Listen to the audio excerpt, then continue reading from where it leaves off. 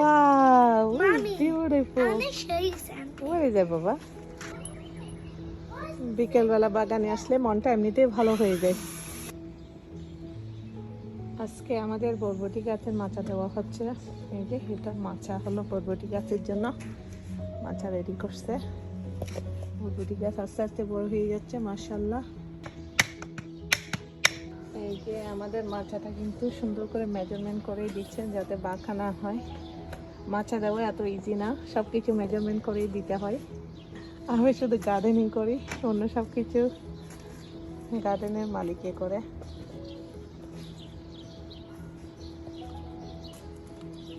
এই যে দেখেন আমাকে কি সুন্দর করে অর্গানাইজ করে বক্স করে দিছে।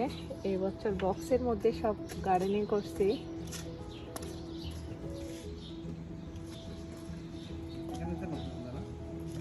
সব কিছু একদিনে করা তো পসিবল না। বিকেলবেলা জব থেকে এসে যতটুকু টাইম পাই একটু একটু করে বাগানের দেখাশোনা করি। এটার মধ্যে একটা ফুল আসবে, এই যে দেখেন কি সুন্দর কলি বের হচ্ছে, মাশাআল্লাহ।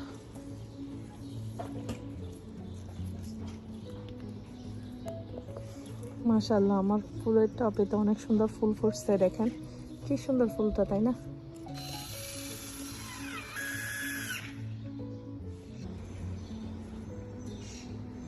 মাশাআল্লাহ মাশাআল্লাহ, ফাইনালি আমাদের বরবটি গাছের মাচা রেডি। এই যে মাচাটা দেখেন অনেক সুন্দর এবং স্ট্রং হয়েছে। এরকম মাচা দিলে মাচা থেকে বরবটি তুলতে অনেক সুবিধা হয়।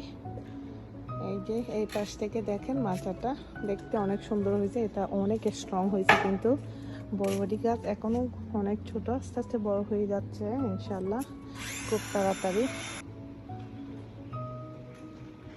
আস্তে আস্তে বাগানের সব কিছু কমপ্লিট করতেছি, আলহামদুলিল্লাহ মোটামুটি 90% কাজ কমপ্লিট হয়ে গেছে আমার শখের বাগানে। ইনশাল্লাহ আপনাদের সাথে সব আপডেট শেয়ার করব। আর মাচাটা দেখতে কেমন হয়েছে কমেন্টে জানাবেন। আজকের মতো এখানেই বিদায় নিচ্ছি, আর ফেসবুক পেজটা ফলো করে সাথেই থাকবেন নতুন নতুন আপডেট পাওয়ার জন্য। আল্লাহ হাফেজ।